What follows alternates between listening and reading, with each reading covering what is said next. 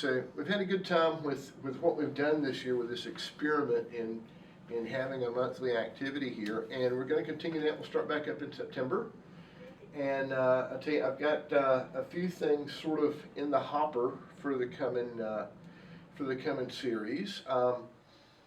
We're going to have a program on the American Revolution and the only skirmish, conflict, battle that happened in Scotland County.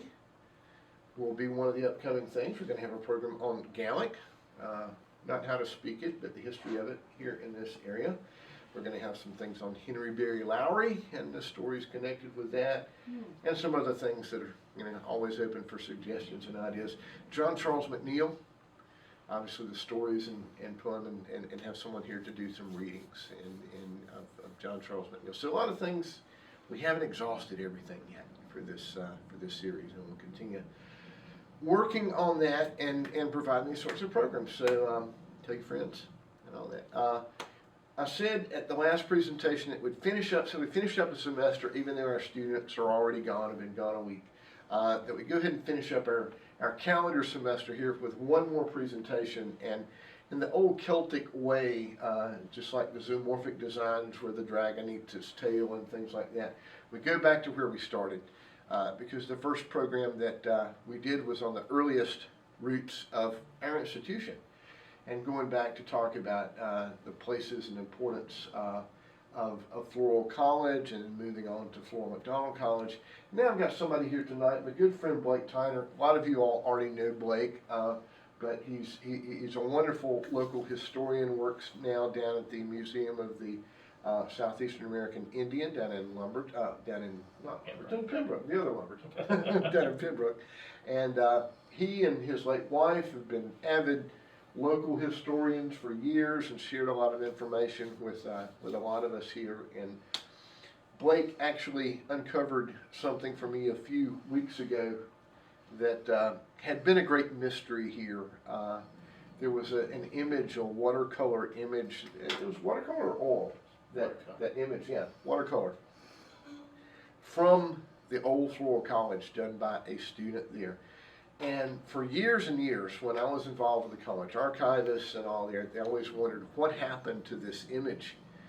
And we have a newspaper copy, I have a little black and white little image off an old newspaper article that I have on the little exhibit on Floral College in the exhibit room in there.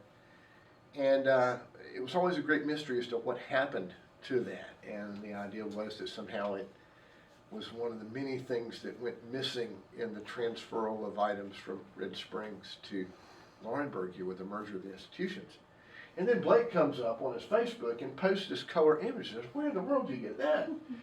All this time. Snatched it off the wall. It didn't get lost in transportation. All this time. When the merger right under our nose, right under our nose, down off the wall. Down at Center Church, and he'll probably tell us a little story about that. But so without further ado, I want to introduce to you Blake Tyner. He's going to tell us a little bit about our earliest predecessor institution. Only a short break there between it and our direct predecessor institution. So Blake, thanks for being with us, and you can take it away, and I'll. So thank you for signing up for the first 3-hour section in my center.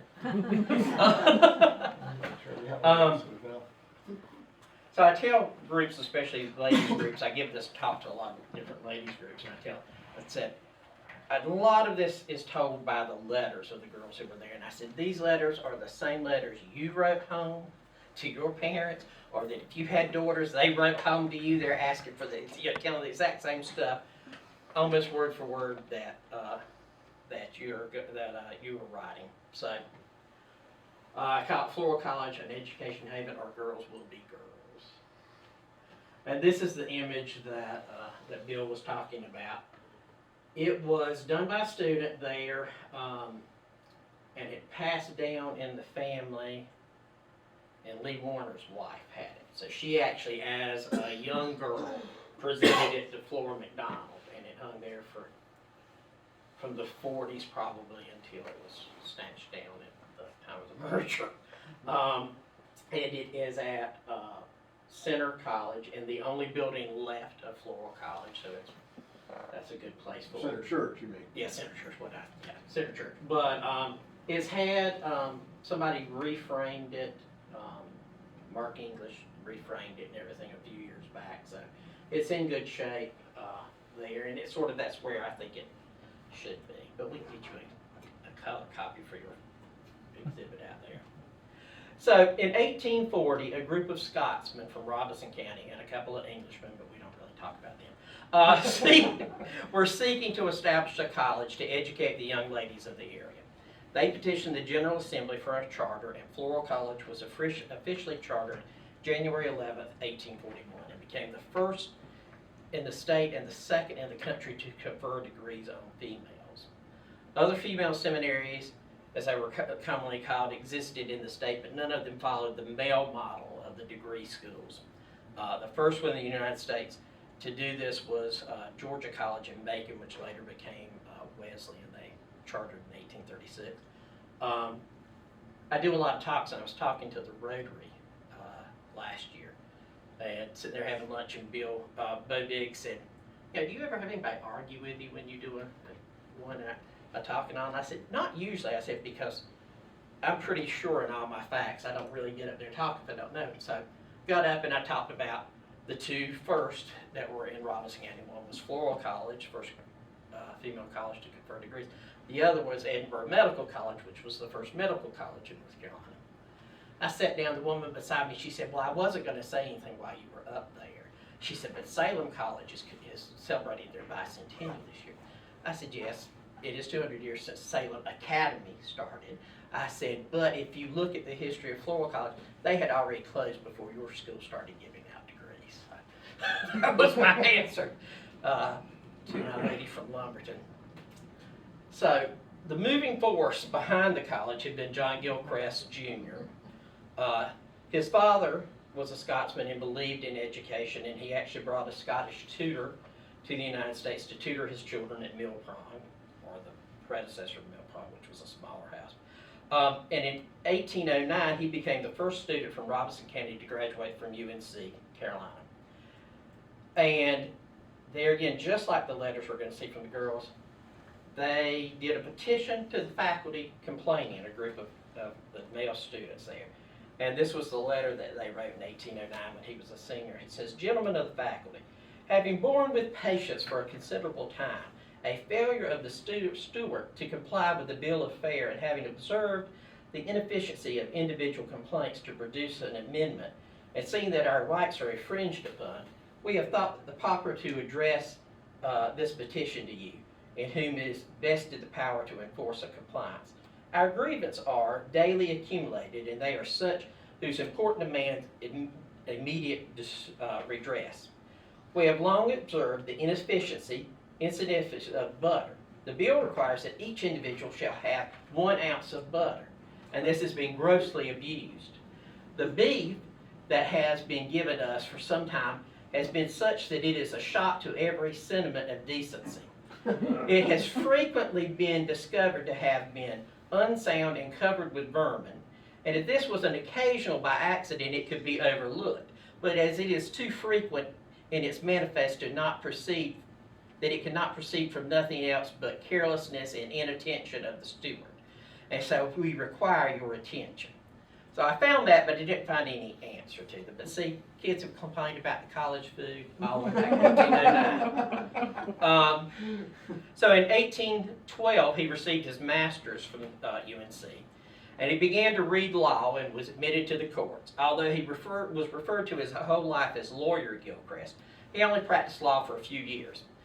He said that he soon found lawyers and their practices distasteful, and declared that if this was the manner of people he had to put up, he would rather go back and be an obscure farmer. Nothing against any lawyers or judges. He offered part of his plantation for the college and subscribed to the majority of the stock that was offered. The site was in a large grove of trees near Center Presbyterian Church, about 3 miles north of present-day Maxton.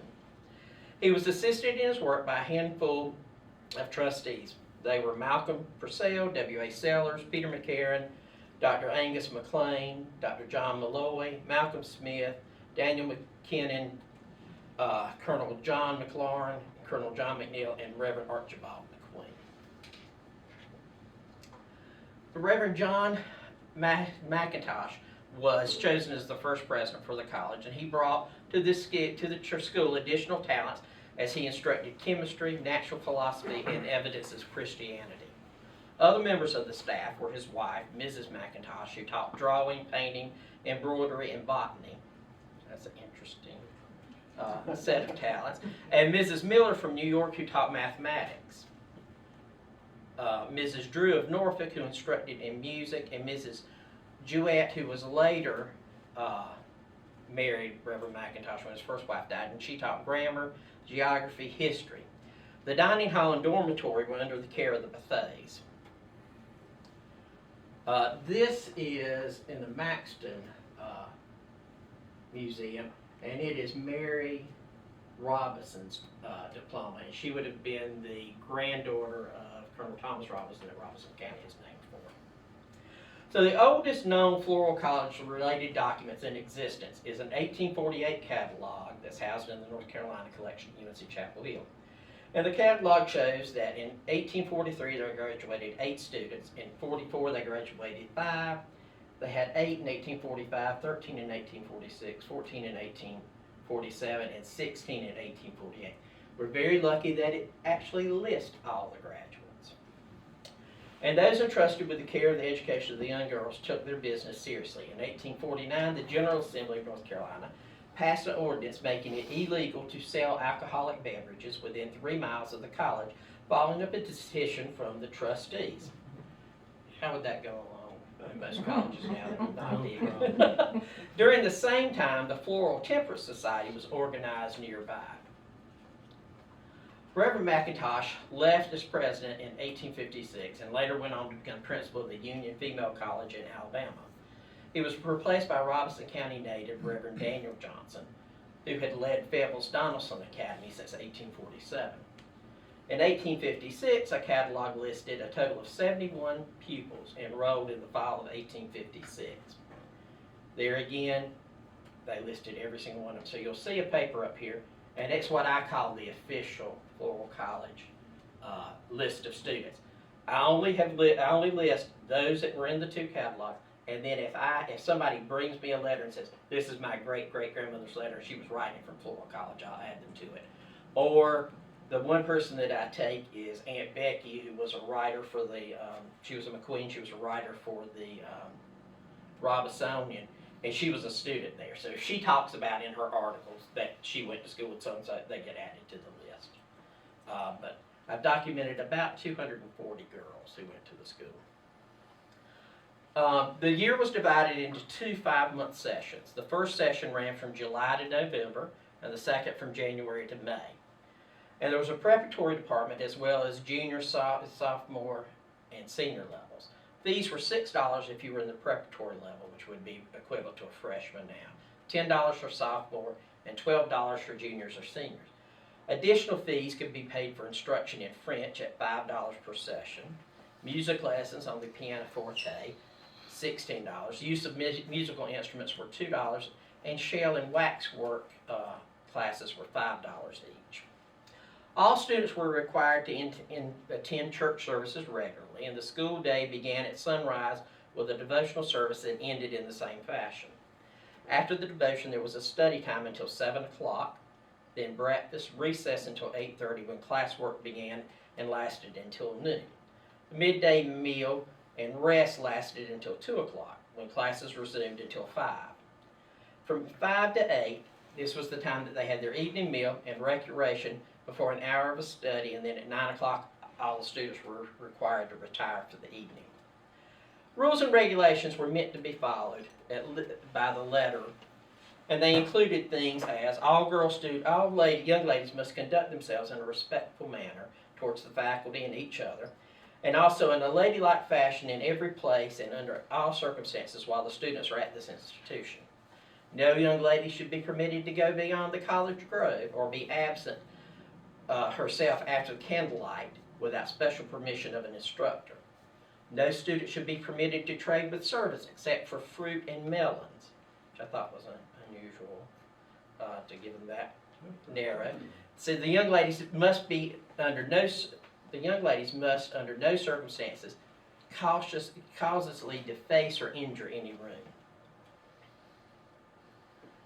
The school year ended in May commencement. At that time, the girls would decorate with cedar and greenery, as well as showing off their paintings, beadwork, and embroidery. The Board of Trustees would spend 3 mornings conducting examinations of the girls, and the students were required to recite history and philosophy, explain chemistry, show on the globe the movement of the stars. On the last morning, the diplomas were presented, and a noted orator would address the assembled group. Some of the speakers that have included was the Honorable John Gilchrist Blue, who was an attorney and a lieutenant colonel in the Confederate Army. He was a member of the South Carolina State Legislature. He was also father of Rear Admiral Victor Blue and U.S. Surgeon General Rupert Blue. Interestingly enough, I wrote an article on Rupert Blue. He was the U.S. Surgeon General when the influenza, the Spanish flu, broke out. So when we all got quarantined at home, I did some research on him and the way he was handling things there. But his father's speech was entitled "The Influence of Women." Benjamin Franklin Little, who was a Confederate officer with the 52nd North Carolina Regiment and a Confederate legislator, presented one of the commencement addresses. And the Reverend Dr. Joseph Wilson, father of President Woodrow Wilson, presented one. And Woodrow Wilson actually came with him, and he was 15 at the time his dad did the graduation announcement.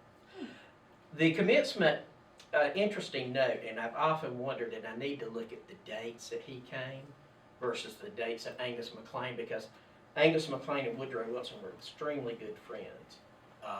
Matter of fact, Angus McLean sat beside Woodrow Wilson at his inaugural luncheon. So, when you can only pick 2 people to sit beside you, I think that's a pretty good friend. The evening of the commencement was filled with concerts. Young men home from Davidson College and UNC would attend in suits and white kid gloves. Dancing was not allowed at the college, but many of the homes hosted private cotillions later. So this is Dr. Henry Marshall Turner. Unfortunately, we do not have pictures of his 2 daughters who are writing the letters, but he was a doctor, but his wife was a McNeil from this area. So what I'm going to read are some letters to he and his wife from their daughters at Floral College. So the first one is Mary writing home to her father. She says, "As I expected to have a chance of sending this to Fayetteville tomorrow, I will write you a few lines to inform you what we are doing. We are studying hard and frolicking every time we get upstairs. You may know how it is with 63 of us girls together. We have 95 scholars. Cousin Martha has not come yet, and she cannot get in college if she does not show up. The college is crowded. We have 8 in our room. The Peacocks came Friday, and when their brothers were gone, Mr. McIntosh told them he could not tell them where they would board. The college was full, and Mrs. McQueen could not take any more boarders.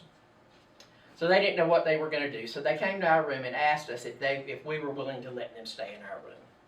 I received your letter of the last mail and cannot imagine how glad I was when I heard Mr. McIntosh call out my name. I never wanted to go home so bad in my life before." Then she writes him again in March of 1844, and she says, "We have a full school now, about 101 or 2 scholars. We have one of the largest and one of the smallest girls I've ever seen, both from South Carolina, so I don't know if she was tall or fat. It could be either one. But they were both from South Carolina." It says, "Mrs. Brown has not taken in any more boarders since I wrote last. In reviewing nearly all of my studies, I have to study hard, for I have one of the hardest studies in the course of intellectual philosophy. There's to be a sacrament at Laurel Hill next Sunday, but I do not expect to go to it. You and Mama must come to see us. It is time for you to come, now that we have been here half the session. I expect our reports will go home next week, and you must write me and tell me if we had any bads. I do not think that I have gotten one, but if I did, it's not because I didn't study." Then Julia writes to her father in 46, and she says, "We had some music here this evening, which I had never heard before. There were 4 bagpipes played. He was dressed in his Highland dress. He had a black velvet coat and a plaid skirt, a cap with a feather, and his pantaloons were the color of his skin. He had on a sash tied around and under one arm and over the other. His name was W.F. Ramsey of Scotland, and he spent the night here. Martha writes to her mother, Caroline, the same month. She says, "We're studying very hard, so we will not make a failure at the examination. I wish that I could be home so that I could go to the garden in the early morning and see the pretty little rosebuds and pull up young grass from the bed." Now, if she was home, she wouldn't be wanting to pull the grass from the bed. But when you're away from home, everything seems good. Said, "I did not pull the grass off my beds, but we have a few flowers open.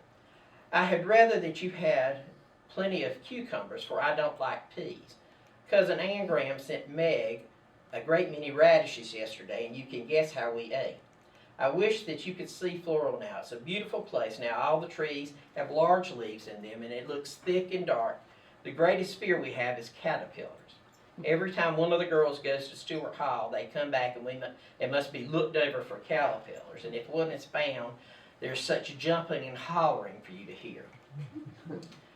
Then the next year, Martha writes to her brother. She said, "According to a promise, I attempt to write you a short letter, but I will not promise you that it will be interesting, for the times are very dull at Floral, and that we have nothing worth communicating. Well, Bud, in the first place, we have a very full school, 104. They have been coming in every week, but we do not know if any more will come this session. Our room is not so much crowded as it was the first session, as we only have 6 in our room now. Mrs. Brown took the peacocks out of our room and put them in the room with the old college, and she also took Miss James, one that out. You know who the other girls are in the room, and if you do not, ask Mom.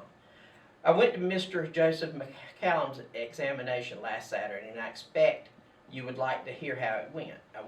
But then she doesn't tell it. Then she said, I went in cousin Nancy McNeil's carriage. Cousin Hector came after me and some of the other girls, and we enjoyed ourselves well with the scholars, and they stood very good with the examination. Cousin William delivered a speech after all the scholars were through, and Mr. Nash closed with prayer. And whenever the old people went off, the young ones had a small dance. There were 2 fiddlers, but I assure you I did not join them in dance. I've just come from dinner, and I'm hungrier than I was when I went. For seeing something to eat, it made me hungry, and I could not eat what we had for dinner. We had hash and Irish potatoes mixed. The hash was fresh pig, and we had ham and bread. I must hush about dinner. Tell Mama that she must make haste and come see us, for we want to see her very bad, and be sure not to forget to tell her to bring us something to eat. Julia writes to her father. She says, I've had several of the girls and I have had their ears pierced. Among them, I've had mine jabbed. One of them had to be pierced 3 times, but it's not in any worse shape than the one that was pierced once. Tell Ma that when she comes out, I want her to bring me the earrings that she used to wear before she had grandmother's put in. All the girls had their ears pierced in our room except Sister and Mary Wiley. All the girls are very funny every morning, washing their ears with soap and fat. You know that they must look funny. We had very good eatings this session. We had vegetables every day for dinner, and I wish I was home to eat some of those good eatings.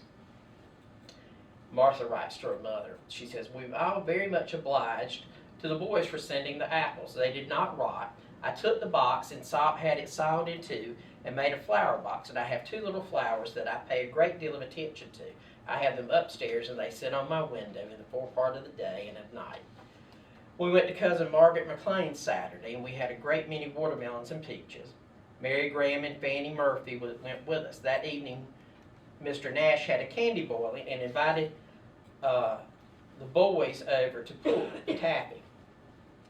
Mrs. Brown and Mr. Nash are not the best of friends in the world. Catherine Horn has yellow jaundice. Her eyes are very yellow, and her skin looks like a mulatto. Doctor says that she's got them, and they're not catching, are they? She said that she does not appear sick as she's walking about. I'm working on 2 pieces right now, a tablecloth, and Sister is working on 2 or 3 pieces also. The next month, she writes her mother again, and she says, As it is my week to write home, I will now take my seat to write. It has been raining all this week, and it's still raining, and I expect it will continue for several days. Several days longer. Every place is full of water, almost as much as we came out here. Sister went to Cousin Daniel McNeil's Friday into the sacrament at Laurel Hill. I did not go with her. Mrs. McIntosh is not entirely well yet, but she gives music lessons every day to the larger girls anyway. I have taken 5 pieces of music and have worked 8 pieces, 2 screens, a cigar case, and a large box that I'm going to work a tablecloth next. Martha writes to her father, she expects it's time that you come to the conclusion that I have forgotten you, but this may not. I expect that it is time you have come to the conclusion that I have not forgotten you, by not writing you before, but it's such that your thoughts that you would think that I was wrong for not writing you. I would have written you before, but I had to answer Mom's letter.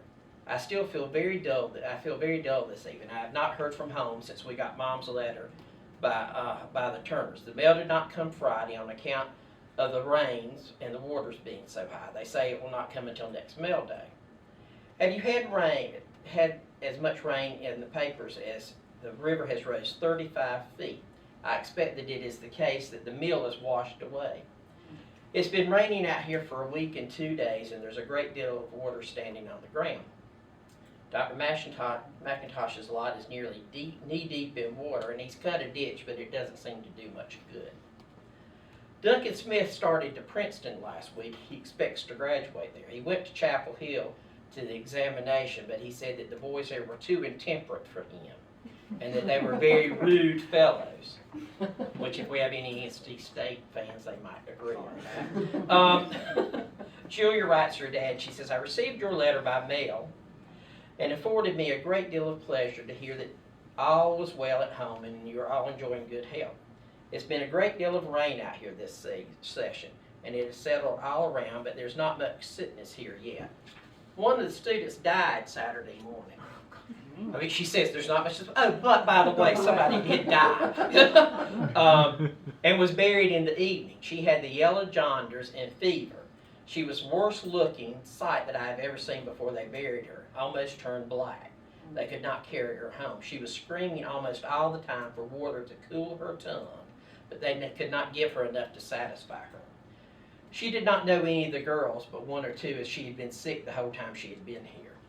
Her name was Catherine Horn from Fayetteville, and she never got to attend classes. Mr. McIntosh intends to have a college graveyard. And then right on, tell Cousin Neil that he must come out here for the examination because the girls want to see it. But can't you see that's a calling card on your brochure? College Cemetery. This next letter was real sweet. It was written by Martha to her brother, and it's got a little small seal about this on the back of it, and it says, while I live, I hope, on the seal. So she says, Dear brother, Dr. McLean has as much sickness as he can attend to. I heard him say the other day he had 39 or 40 patients. 3 of the college girls are sick now, but not dangerous. There's more sickness in Robinson this year than there has been in 39 years, which I want to go back and do some research and see what was going on in 1847, that it was such a big sickness in the county. Said, I'm sorry you have to go to school on Saturday. You and Cousin Bill do not have time to play at home. You seem to think that we have a great deal more amusement than you do. But you do not know anything about this place they call Floral. The way of it is, I am worn out with the place, and don't you think I've been here long enough, nearly 3 long years, home sweet home. Don't I wish I was there this evening, but if I was there, I would have my arm around your neck walking in the garden. It's enough to make me cry to think of the happy moments I have spent in the old garden. I feel very lonesome now. All have gone to walk to see if they cannot see something to brighten up their spirits. I'm alone now in the classroom and have given vent to my thoughts. So all those letters are Chapel Hill, written by the 2 daughters, but then there's another set of letters that are the McNeil letters that were cousins of theirs. So Caroline McNeil writes to her brother. She says, Dear brother, I will tell you something about our school. We have 64 scholars. We have 23 music scholars. Our school is very much crowded. We have 4 teachers. I'm studying chemistry, moral and intellectual philosophy, geology, history, geometry, trigonometry, and evidence of Christianity. So you know I have a little time to write to my friends. And on top of that, they're having to work all those daggone thesis tablecloths and cigar cases and raise flowers and apple boxes. So then she writes to her little sister and she says, "Sis, we are coming from dinner the other day and Emily Kelly fell over the old black hog and like to have killed the poor thing. She did not hurt herself much." And I'm thinking, maybe that's the big girl from South Carolina. Because I would think a young college girl, I don't know how she could fall over a hog and do a lot of damage to a hog, but if she was the big girl, maybe so. The girls laughed at her and she got very mad with them. "Sis, I want you to study hard so that you can read by the time I come home. You must be good now and kiss little Bud for me. I want to see him very bad." Then, a couple of years ago, on eBay, I have all these things marked, and it popped up Floral College. And there was a set of 4 Floral College letters written by Elizabeth Ann Hamer from Hamer, just south of the border. And these letters really say, it sounds like the stuff I get from my son still. So she writes to her father and she says, "I do not suppose you were anxious to hear from me yet, but necessity compelled me to write, as I was out of money, and I will beg you to please send me some by the next mail," spelled M-A-L-E. So undoubtedly she wasn't spending a lot of time with her studies. It says the examination is fast approaching, and we are all trying to prepare for it. And then she wrote to him the next week. She said, "I wrote to you for some money to get things to make up my worsted work, and I have not yet received it. And I do not know how to do what I've got to do if I do not have the money to buy these things. I want you to bring my carpet bag for me to carry some of my things in. If you want to see me examined, then you must come the first day of the examination, for I will be examined of all my studies the first day. I must close saying, remember all those who inquire of me to all my inquiring friends." Then the next week she wrote back. She says, "I have not heard from home since I left. I neglected to ask anything about my examination dresses when I was home. I wish you would let me know where I'm going to get them, for the examination is almost here. And if you're going to get them down there, I wish you would make haste, for I would like to have them before the examination. I wish you would send me some money, for I have spent all that you gave me. Please write by the next mail." So like I said, these are the same letters that kids are still writing home, except they're texting now, sending money. Floral College closed during the Civil War, or as some down here call the War of North Aggression. And John Dillard Bellamy, a physician, planner, and business leader, and his wife Eliza rented the campus during the Civil War. They had just before the war finished their home, the Bellamy home in downtown Wilmington, and wanted to get further inland to get away from all the Yankees. We'll see in a minute that didn't work. This is the house now down in Wilmington. I actually did an exhibit there with Jeanette Hopper, who was the head of the art department at Pembroke. She, when she got down here, just fell in love with the swamps and the waterways, so she did all this set of paintings. And then I did the history of Floral College, and interspersed with that, we called it The Secrets of the Swamps. So, their daughter, Ellen, was a young girl at the time they moved to Floral College, and she recalls her memories in a memoir that she wrote titled Back with the Tide, about her life on campus during the war. She says, "I loved the village, the little village, Floral College community. Life was so sweet and different there. We had some very pleasant, congenial families living at Floral. Mrs. Eliza McLaughlin, a lonely widow. There was also the Lilly family, Edmund Lilly keeping a store with a little bit of everything. The stock became depleted and could not be replenished, so he sold out and closed up. I remember my sister and Mrs. Lizzie Parsley purchased a box of white pallbearers gloves and dyed them with green tea and distributed them amongst their friends. The Bethays lived nearby, and the McAllisters, the Alfreds, and the Covels. Reverend Covell was the minister in charge of the Center Church. I must not forget the Watsons. Old Major Watson was a rare character who kept the inn and tavern. His wife and 3 old maid daughters made up his family. It was his house that General Francis Blair chose for his headquarters for the 2 days and nights the Yankees were there. He was a scamp. Although later he was nominated for Vice President of the United States, he was defeated. And this was the only time my father ever scratched a Democratic ticket. He said he could not vote for a man who had talked so insultingly to his wife and other ladies. It was the same old Major Watson, the newsmonger of the village, that Josie Davis and I were with along with Mrs. Mary and Callie McLaughlin, taking a walk and approached for news, as it had been reported that the Yankees were not far away and heading towards us. Mr. Watson called out, "Run, girls, the Blue Jackets are coming." And there they were, like a swarm of bees through the woods, and we did run. So, moving to Floral College to get away from the Yankees, and of course that was right in the middle of Sherman's troops that came through, so they had like 20,000 Yankees come through in their yard. Then they rushed in demanding food and drink. We had only milk and a barrel of Scuppernong wine made the summer before at Grovely, which was their plantation between Floral College and Wilmington. It says, while they tasted it and found it too new and sweet, so they pulled out the stopper and let every bit run on the ground. My mother was made to taste all the food before they would eat it for fear that she had poisoned it. In a twinkling of an eye, the whole house was ransacked.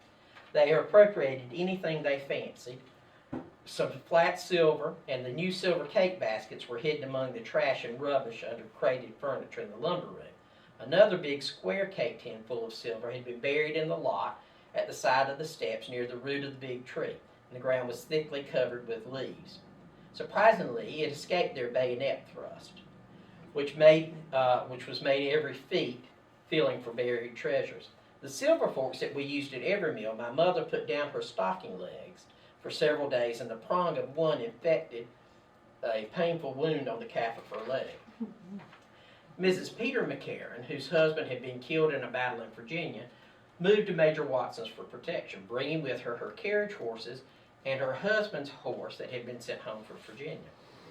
Suddenly she saw Yankee soldiers astride her horses riding away, and she rushed to General Blair and implored him to restore her husband's horse, at least. He said, "Kiss me and I will grant your request." She said, "You rascal, I would die first." And she never saw her horses again. Do you wonder why my father refused to vote for him when he ran for vice president on the Democratic ticket? The house we occupied then was the Stewart's Hall, and it had a large dining room at the rear. One end was used as a kitchen, and the remainder of the long room was packed floor to ceiling with corn, peanuts, and other foods, many of them brought from our own commissary department.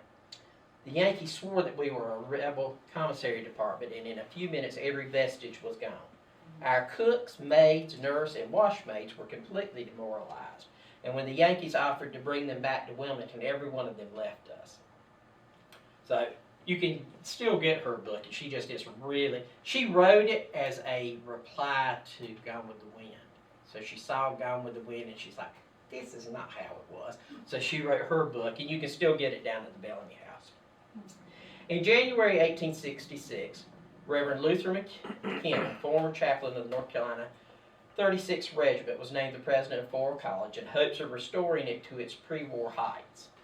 He hired a competent staff of instructors, but with most Southerners suffering a reversal of fortunes, they found it hard to make the college a success again. Reverend Coble succeeded McKinnon as president and continued to struggle in the post-war. And finally, in January of 1871, they ran one of their last ads stating that preparatory tuition, boarding, and washing could be had for the cost of $85, and the same was available on the collegiate level for $90. In addition, you could choose from music taught on the piano and guitar, pencil, crayon drawings, paintings in oil, and watercolors. And lights and fuel would be provided at cost, with one half of the tuition being due at the beginning of the semester and one at the end. Things did not improve, and in January 4th, 1872, issued the Federal Observer was an ad for that the buildings and furniture would be auctioned off to pay debts. Reverend H.G. Hill organized a company stock in 1888 to amend the college's charter and purchased access that included 4 buildings on the 12 acres. During this time, there was talk with the Presbytery, the governing body of the Presbyterian Church, on the establishment of a college for women. Hill and the others tried to get old Floral College lobbied for the campus to house the new school. Red Springs came forward with a promise of $2,500, 4 acres of land, and 40 students if the school would locate there. Their offer was immediately accepted, and the Red Springs Seminary opened in 1896. The name changed in 1903 to the Southern Presbyterian College and Conservatory of Music, and in 1916 to Flora MacDonald College. Many of the early students at the new school had ties to Floral College. Lots of times they were granddaughters and great-granddaughters of the girls who were at Floral College. But also, the new college served as a site for the reunions of the Floral College girls. So this one is from a May 27, 1934 reunion of the Floral College girls. Wow. Oh. Can you go back to the finish reading? I'm sorry. Yeah.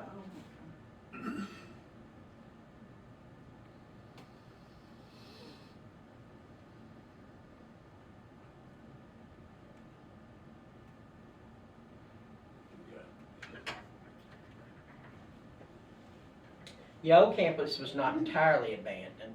The old main buildings, these being the same 2 that were in the watercolor, were used as the public school for a number of years. And the Stewart Hall became the home of Reverend Hill, the pastor at Center Church. And then the fourth remaining building was bought by the Purcell family, taken apart and moved just maybe a half a mile down the road, reassembled as their home. Stewart's Hall in 1950 was moved from the site of the college over beside Center Presbyterian Church, where it serves as the education building for the church, still carrying on its original purpose as an edifice of education. And then these are a few of the girls that I have pictures of. So this is Aunt Becky. She's real interesting, and I think we need to reprint some of her stuff. What she did is she wrote the social news, which is how I got started writing at 14. I started writing social news for the newspaper. But then she would go into these long stories at the end of the social news. If somebody died, she wrote memories of them in school and whatever. There's also another writer for the Robinsonian at the same time, which was a Reverend Davis who grew up in St. Paul's, went down and was a preacher in Alabama. And every time anybody died that he knew, he'd write back with long stories of them. So we've got Aunt Becky. This is Mary Jane McLeod. That's her when she was probably 20 and then later in life. 2 of the McQueen girls. Caroline Patterson and Flora MacDonald. So, Floral College was truly the center of culture in the midst of a beautiful, wild countryside. Although the memory lies shrouded in mist, like those that rise from the swamps on a cool morning, its influences continued through the generations. And then I always use this quote for all my programs, and this was in Governor Angus Wilton McLean's Lumber River Scots. It was his favorite quote. It says, "He only deserves to be remembered who treasures up and preserves the history of his ancestors." Questions? I know that was a lot of information. I just love those letters from the girls. A lot of my programs I do are based on letters and diaries. One of the early letters you read, there's a girl that quotes something about going back to the old college. I'm thinking that she just means the original building versus they were all in the Stewart's Hall, which is not a very big building. If anybody's seen that building, they were having 63 girls in the upstairs of that Stewart's Hall that they were talking about, and then eating and all downstairs. So they were crammed in pretty good. So there's no evidence of there being a predecessor? No. And like I said, I think that she's just using the old as meaning just the school building. Everybody talk about the location. We see the picture of the moving of that last existing hall there. Right. Where are we talking about that 12 acres? Where would that have been? I'm thinking it's right there, the beginning of it is right on the corner of where Central where Center Presbyterian Church is, where So those big on- trees are. And I'm thinking it run down, what is that, 71? I'm thinking that 12 acres is running down towards Red Springs from that corner. Is Okay, what, so is what my thought has always opposite been. of the Henderson's property. Right, right across from the Henderson's house. Okay, You know, okay. that's where I have always assumed it was, and that's what Henderson told me, was Okay. that was where he thought it was. Nancy's husband has actually found a burial pit back there, a trash pit. So he's actually found some things that appear to have been from there. And also down from there, he's found what appears to be a huge Indian burial mound further down there. Well, that high ground there, I know Governor McLean wrote that was one of the two loyalist muster grounds. It'd be up where, Lou Henderson's house? Mhm. Yeah, where Lou Henderson's house, probably on that high ground, was that Right. and McFalls Mill were the two. Right. See, I guess that's about the only high ground around. That's about the highest ground around in that neck of the Yeah. woods right there. Yeah.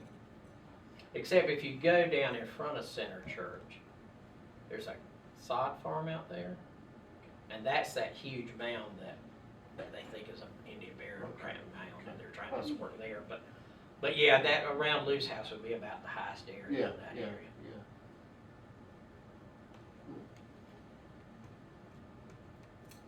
And I've got the list of girls up here if anybody wants to check your ancestors, and if anybody has proof that theirs is not on there, it needs to be on there, let me know. I'll take it to my board, which is me. Can you maybe speak to that, to the 17 years between, I mean, it's interesting that you notice that, because I know when you go back and you look at the history of all our institutions, there's always somebody's got a bid and there's a merger, and I mean, our history is full of that. Right.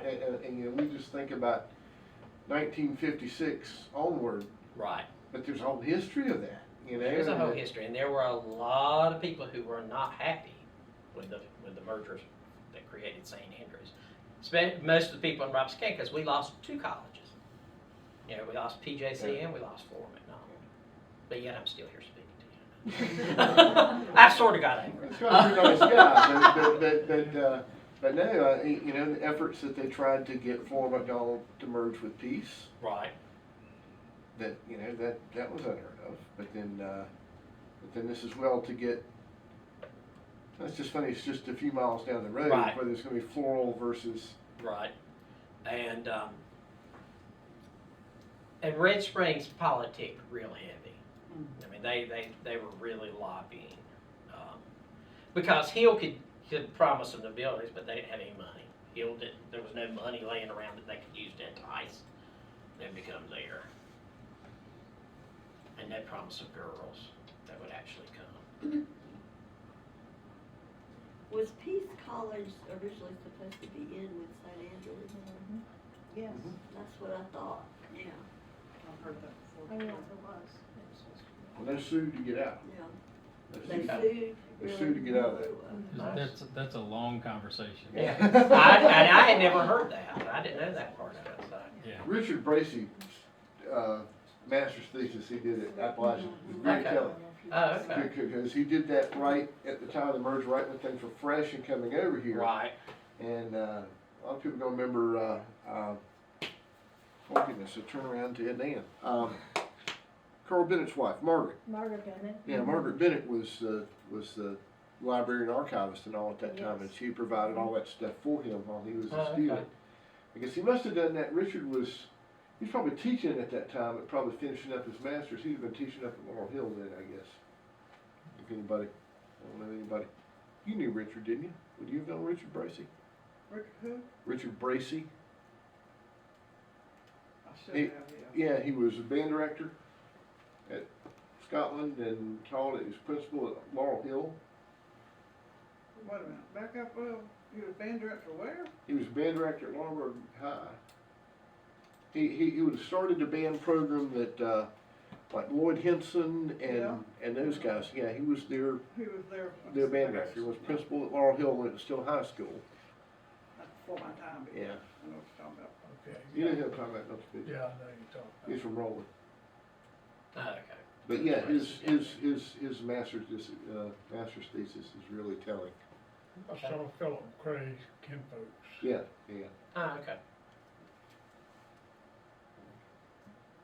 You guys have anything else for? Was that, you said you had a catalog, or was there Yeah. was there ever a mission statement for Floral College that you've I'm ever trying to think, read? I'll have Was to go there back and anything look that at those, I'd at be, I'd those be things interested and just see, to know yeah. what they said they were Right. hoping to accomplish. Yeah. Yeah. And we're very lucky that those two things even Oh gosh, survived. yes. I've also got I've got an autograph book from one of the girls there, and then there's a woman up in Durham that's got one. She had it at Carolina for a while, but then for some reason took it It would back. be interesting to see how they worded what Right. their goals were. And what they perceive their goals to Right. be. Yeah. Well, I mean, it's just interesting to Yeah. think about how, you know, the combination of Right. subject matter, everything from chemistry and. Oh yeah, I mean elements of it was very, Christianity to this was not a embodied finishing school, Yeah. this was an No. educational So they can institution, plant flowers. Right. which is what I told that woman that was sitting beside me in the Rotary Club. That's right, Yeah. I mean, absolutely. Dana, your mother, you got 2 textbooks that your mom gave me that came from Floral College. Really? And the exhibit right there, your mom gave me. Why's mama have? Because it's one of your people. Do you know who it was? No, so we need to look at the Then list. I guess I need to look at the list. Yeah, you- Martha Susan, Martha Susan Drake boy. I'm not certain. I'm not should certain. be the only one. Yours. But I yeah, know the 2 the name of textbooks, and you look at that. One Yeah, of them did you say Elizabeth Drake? No, There's an Elizabeth and a Sarah Drake, Martha Susan was. Do you know where they're from? and there's a Mary Amanda and an Elizabeth. They were all from Robinson County. Yeah. They would have been Marion County at the time. We're talking- But there are lots of people from South Look at Carolina, those. but then there are Because also they know. people from Alabama that are being sent back. Those families that had moved and made that move out to Mississippi and Alabama. There was a girl from Florida, Mississippi.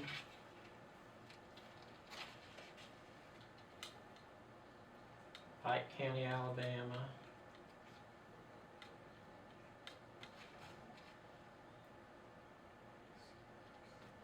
Up in Duplin County.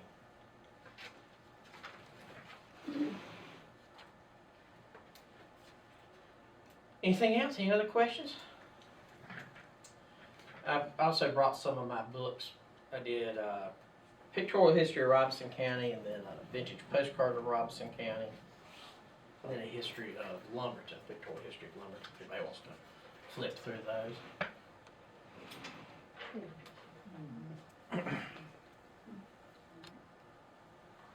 All right, thank you. Yeah.